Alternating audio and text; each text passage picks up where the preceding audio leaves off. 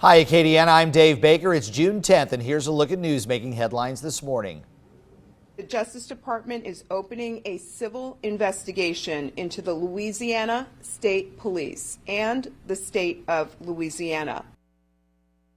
Louisiana's top law enforcement agency caught in the crosshairs of the Justice Department. Today, Louisiana State Police are accused of targeting black and brown drivers in a federal investigation that's made the history books.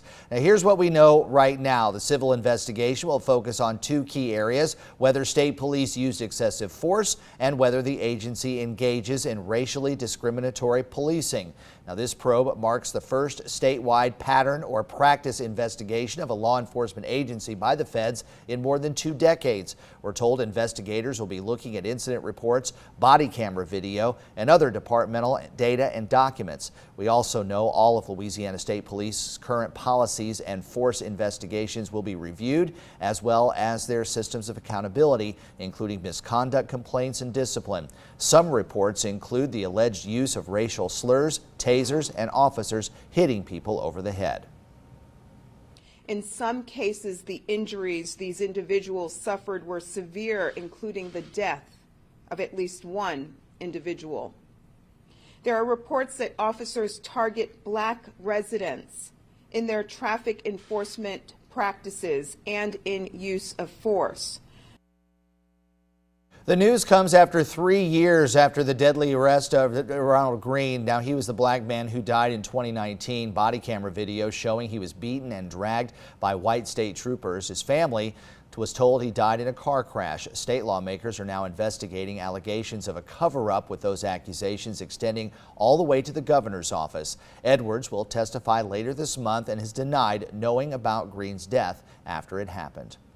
Today, the governor is saying he welcomes the federal investigation and has pledged to complete office, release the statement saying in part, quote, "It's absolutely critical that all Louisianians, especially African Americans and other people of color, have their faith, confidence, and trust in public safety officers restored," end quote.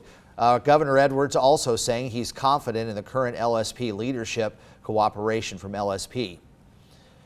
We're hearing from the ACLU in a statement. The ACLU hoping that making an example of the state police will serve as a warning to other officers and departments across the state. They say misconduct in no way is confined to state police. And we have these links posted at KATC.com. That's where you'll find statements about the investigation from the DOJ, the governor's office, and the ACLU.